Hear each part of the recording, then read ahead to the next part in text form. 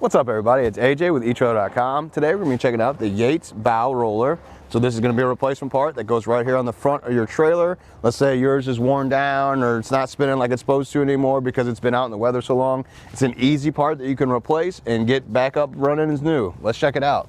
Now what this is going to do is going to go right here on your trailer, and you can roll it. So that means when you're pulling your boat on there and let's say the bow hits it, it's going to roll up like that and it'll be just fine. It'll roll all the way. X is a stopper too, you know, so as it hits this, it's better than it hitting the trailer and scratching up your boat.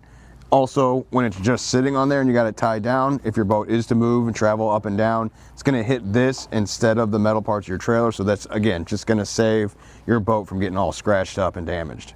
It's made out of a thermo plasticized rubber, so it's going to be a little more soft than regular polyurethane, and it has a little more of structure than rubber does. So it's a nice in the middle of both of those.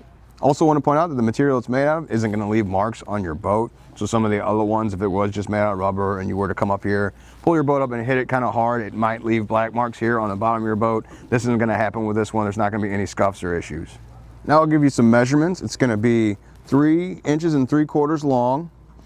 That's the width here.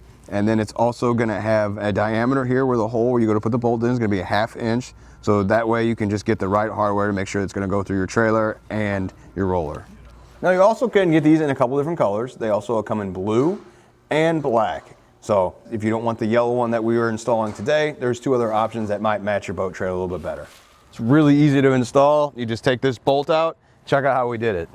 Ready to install our new roller here. We're just going to set it into place. We're going to use the existing hardware from the old one that we took out. Just slide it through the holes in the middle, match it up on the other side. Now, something I would suggest is if you aren't getting ones with the bells on the side, and you see this, the old one we took off did have those, so this bolt's a little longer than it should be, so it's going to stick out. You can get different size hardware to run through, that way there's not as much sticking out on both sides. But this will still work like this. So we have the washer on this end, push there, and then we're going to put a washer and nut on the other side.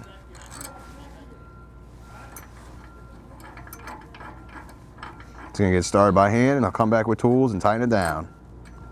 Got a ratchet and a wrench on here, so you can go ahead and tighten it down. So I went in and tightened it down, making sure the bolt head and the nut here are tight, but this can still freely spin because we're going to need that when you go to put the boat on.